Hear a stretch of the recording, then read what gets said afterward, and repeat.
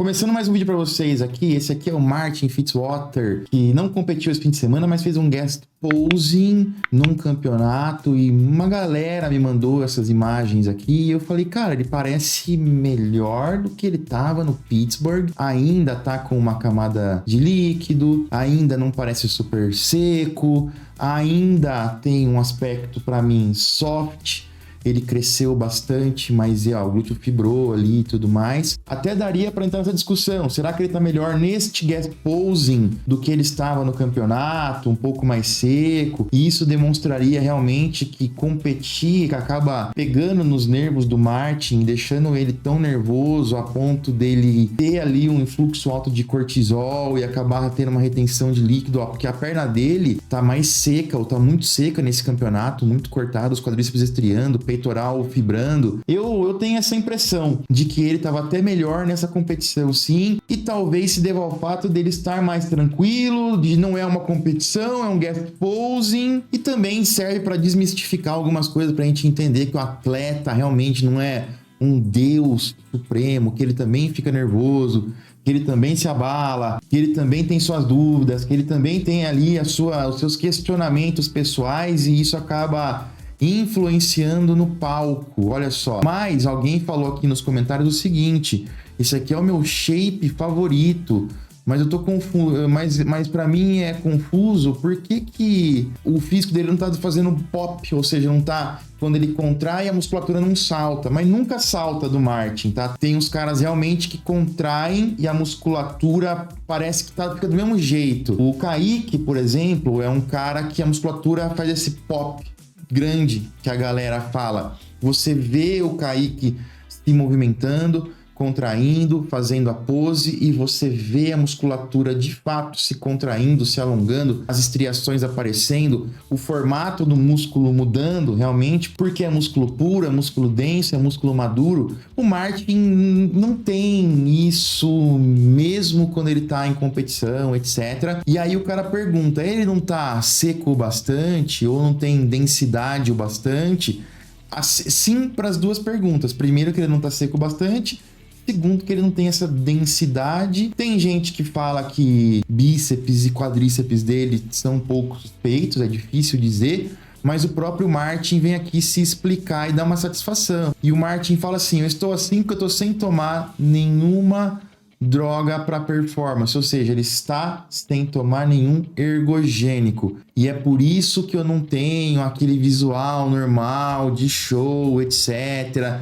Esse aqui era só um guest posing, então minha meta aqui era só ter um visual bonito, um visual bom, enquanto eu preparo o meu corpo e mantenho o meu corpo saudável, etc, etc. Então você vê que louco, né? Às vezes também, até a retirada de alguns tipos de hormônios que estão sendo utilizados vão ajudar o cara a ter um visual até um pouco melhor. Não que ele tivesse super seco, nem nada disso, mas eu tenho essa impressão de que ele estava um pouco melhor e até um pouco mais seco. Aqui eu quero a opinião de vocês. E eu quero aproveitar também e falar para vocês aqui da creatina da Growth, olha só. Tem aqui em estoque creatina monoidratada, creatina Creapure, 100 gramas, 250 gramas. A creatina Creapure da Growth, tem nem o que falar, né? Qualidade internacional. Preço direto de fábrica. A Growth vem direto para vocês, sem intermediário. Vocês conseguem um produto, uma creatina com excelente custo-benefício. E a gente sabe que a creatina é um dos suplementos mais comprovados. Não tem como ficar sem. Corre lá agora, então, no gsuplementos.com.br e usa o meu cupom.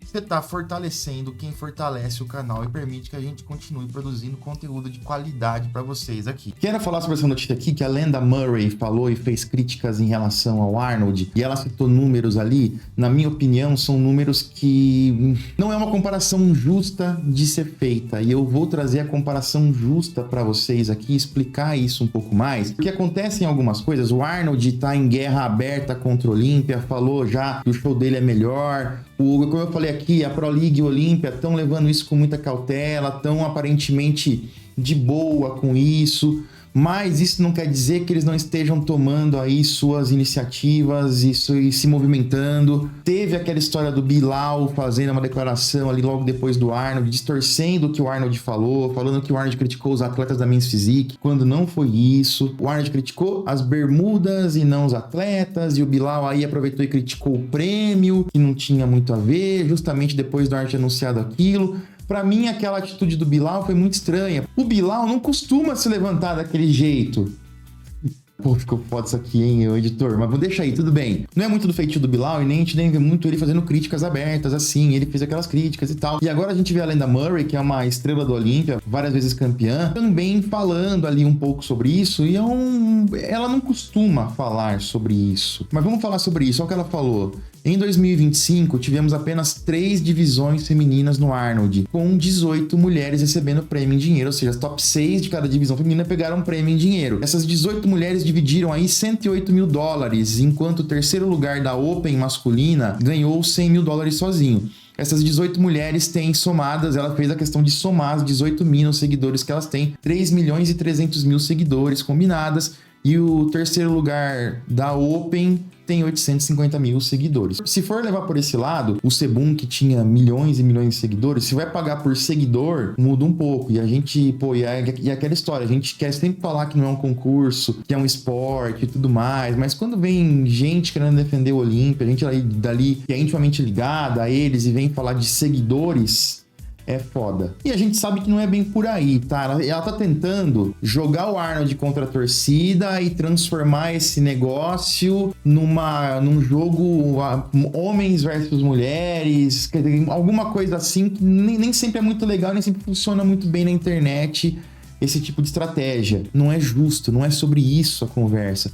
Mesmo porque o Dan Solomon, que é o presidente do Olímpia, falou algumas vezes já em podcasts que a audiência que as atletas femininas geram é menor. Ele falou, não dá para colocar um dia só de mulher, por exemplo, porque ninguém vai. Ele também fala o seguinte, que não dá para colocar, por exemplo, categorias masculinas primeiro e deixar as femininas pro final lá de um dia, porque todo mundo vai embora, vai ficar 30% das pessoas. Por isso que eles colocam masculino, feminino e deixam o fim da masculina só no final. Então esse fato por si só já mostra essa e me explica essa discrepância de valores aí que existe, infelizmente. Mas são negócios, os caras não estão, ali é um negócio.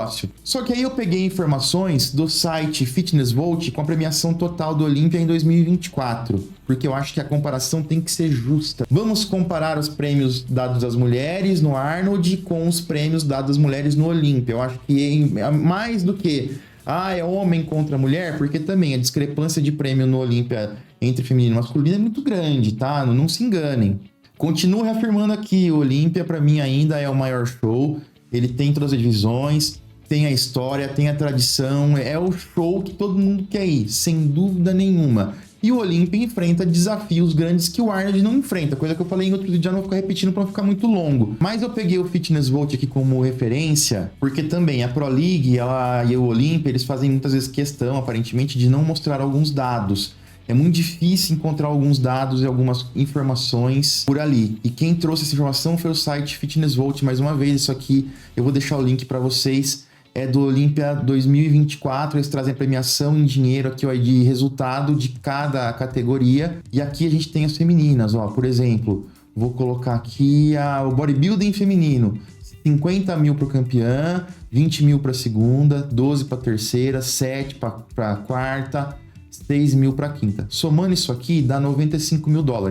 Todas as divisões femininas têm a mesma premiação, de acordo com o site Fitness Volt. Não consegui encontrar essa informação no site do Olímpia e da Pro League. Caso a informação não seja correta e a Pro League ou Olímpia queiram aqui trazer a informação correta, a gente faz um vídeo explicando isso e colocando a informação certa, mas é o que eu tenho aqui de informação. No site NPC News Online, deixa eu puxar aqui até pro lado um pouquinho aí, onde a gente tem todos aqui os resultados, todos os atletas, eu peguei o número de atletas total que competiram no Olímpia, atletas femininas. E aí eu vou trazer a informação aqui do meu bloco de notas. A informação que a Linda Murray trouxe foi o Arnold de 2025 deu $108 mil de prêmio para 18 atletas que ganharam a premiação. Mas na verdade tinha 32 2 atletas competindo. E somando a premiação total pelo número de atletas competindo, dá 3,4 mil dólares por atleta, por cabeça. Ou seja, o Arnold não dá um prêmio tão grande, mas tem menos gente competindo. E aí, quando a gente distribui esse prêmio por todas as competidoras, é 3,4 mil dólares por atleta. O Olímpia, a gente tem aqui a premiação, 95 mil para Miss Olímpia, que é o bodybuilding feminino, 95 mil para biquíni, 95 mil para fitness, e assim por diante. E aqui eu coloquei o número de atletas em cada categoria do Olímpia 2024. Prêmio total do Olímpia 2024, 95 mil dólares vezes 6 categorias, 570 mil dólares. Número de atletas femininas em todas as categorias, 160. E aí, dividindo 570 mil por 160, a gente chega aqui ao valor de 3 mil dólares e 500 por atleta. Ou seja, o Arnold coloca uma premiação proporcional ao número de atletas ali do Olímpia. E a gente também tem que levar em conta que o Arnold falou que esse prêmio vai subir para 2026. Arnold confirma que terá um aumento aí da categoria biquíni e men's physique para 2026. Não especificam aqui ainda valores, mas a gente imagina que as categorias femininas também vão subir aí a premiação. Então, essa média do Arnold aqui vai subir. Por isso que não é justo falar que o Arnold está pagando pouco para as mulheres. O Arnold paga ali em termos de proporção de número de competidoras por prêmio, ele paga de uma forma muito parecida. Tem uma outra forma de ver também, que é o prêmio total por categoria. Então o Arnold ele paga 108 mil para as 3 divisões. Se a gente dividir isso aí por 3, dá 36 mil dólares por categoria. E aí o Olímpia ele paga 95 mil por categoria. Aí o Olímpia paga muito mais realmente do que o Arnold por categoria. Só que você vai ter muito mais gente competindo contra você, etc, etc. A mensagem que fica aqui é o seguinte, galera, os números podem ser colocados da maneira que seja mais conveniente para determinado lado. A gente pode aqui brincar e jogar com números, como a gente viu, tendo os dados. O importante é ter os dados, e é isso que eu acho que é ruim no bodybuilding. Para você conseguir esses dados dá uma dificuldade enorme. Você não tem essa clareza. Existe uma disputa entre Arnold e Olímpia, existem declarações aí que são às vezes, complicadas. Existe sim uma luta acontecendo, existe muita coisa em bastidores que deve estar acontecendo que a gente não faz nem ideia, mas o nosso papel aqui, o meu pelo menos, o que eu quero é manter vocês o mais informados possível para que vocês tenham toda a capacidade de tomar as suas decisões, e eu quero muita opinião de vocês em relação a isso. Um outro ponto legal que eu quero falar aqui hoje é essa comparação de poses aqui do Josema. O Josema acabou ficando em segundo lugar no New York Pro novamente, teve uma disputa muito próxima com o Rough Diesel no Pittsburgh, acabou perdendo por 1 ponto. No New York Pro a gente viu os scorecards e aí sim foi uma decisão unânime da arbitragem a favor do Rough Diesel, que na minha opinião veio realmente um pouco melhor, veio um pouco mais seco, embora não tenha vindo perfeito, e eu vou falar mais sobre isso hoje ainda. Então, cara, se inscreve no canal, não peço muito, mas é tão importante o número de inscritos, a gente tá buscando a meta de bater 200 mil para que a gente consiga destravar algumas coisas. Então ajuda a gente, 30, 40% das pessoas que veem o canal não tá inscrito ainda, é só clicar no botão. Para você não muda muita coisa, mas pra gente, cara, é muito importante. Conto com a ajuda de vocês. Mas eu acho que o que importa é que o Josema se coloca realmente na briga ali, na conversa, pelo título, justamente por ter levado o Rough Diesel tanto ao limite assim e ter gerado pelo menos essa grande discussão a respeito disso. A gente viu o Steve Weinberger recentemente ajustando poses do Josema. Josema trouxe aqui no canal dele ajustes de poses que o Steve Weinberger fez, principalmente ali algumas poses de costas, peitoral de lado, e na minha opinião, Josema trouxe mudanças positivas, tá? No peitoral de lado, principalmente, só que aqui essa comparação mostra como ele mudou a pose de costas, como ele se inclina menos, aqui ele acabava baixando e flexionando a coluna torácica um pouquinho, diminuindo, encurtando essa parte aqui, ó, criando uma sombra, aqui ele faz a pose mais ereto, ele consegue manter essa espessura que ele tem aqui, ele não precisa fazer isso para manter, porque ele tem costas muito espessas, e consegue destacar ainda mais o upper back dele. Gostei da pose assim, acho que ficou bem melhor, conseguiu ajustar e melhorar. Isso prova realmente que pequenos ajustes de pose fazem grandes diferenças. Por isso estou tão animado e ansioso com o nosso grande querido Ramon, e eu quero mostrar aqui esse podcast do Rough Diesel. O Rough Diesel fez um podcast com um cara que competiu com ele, esse cara do bigodinho aí é o Leo Mayrofer, o Austrian Powers, que também tem um podcast muito legal, e ele conversou com o Ruff depois e, cara, o Ruff revelou o ciclo dele. Importante dizer que isso aqui foi gravado depois do Pittsburgh, antes do New York. Primeiro, o Ruff fala a abordagem dele em relação aos termogênicos. Ele começa com um termogênico de venda livre, geralmente à base de cafeína, depois ele vai para iorrimbina, depois ele começa com clenbuterol e chega no máximo de 100 microgramas por dia, e ele fala que é isso no quesito de termogênicos. Então não tem T3, não tem nada muito mais louco do que isso. Sobre os hormônios, ele fala que começaram aí faltando umas 20 semanas pro show, lá em janeiro mais ou menos. Ele começou com Testo, Masteron e Primobolan. Trembolona, ele fala que adicionou faltando aí 6, 8 semanas, e logo em seguida ele fala que começou a utilizar 25 miligramas de Aromazin a cada 3 dias. E ele fala também que nessa semana ele usou 1 miligrama de Arimidex, que é anastrozol, dia sim, dia não. Ele também fala sobre os orais, cara, olha só, o Ruff falou que utilizou 50 miligramas de oxandrolona nas últimas 6 semanas antes do show, e ele fala que antes eles utilizariam oxandrolona até o dia do show, mas dessa vez ele parou de usar ela faltando uma semana pro show. Então a galera que é coach, eu sei que tem muito especialista em hormônio que vê a gente aí, eu sei que tem cara que nem precisa ir pra faculdade pra entender pra caralho de hormônio e de ciclos e tudo mais, e eu quero a opinião de vocês que são experts no assunto. Comentem aí o que vocês estão achando sobre este ciclo do Ruff. Então esse foi o ciclo do Ruff para o Pittsburgh Pro. O que você achou? Ele acabou não falando aí muito, né, infelizmente, em outras dosagens, mas falou sobre o que ele utilizou. Vocês acham que era só isso? Vocês acham que tem mais coisa? Comenta aí pra mim. Vou ficando por aqui, já já eu volto com mais vídeos pra vocês. Valeu!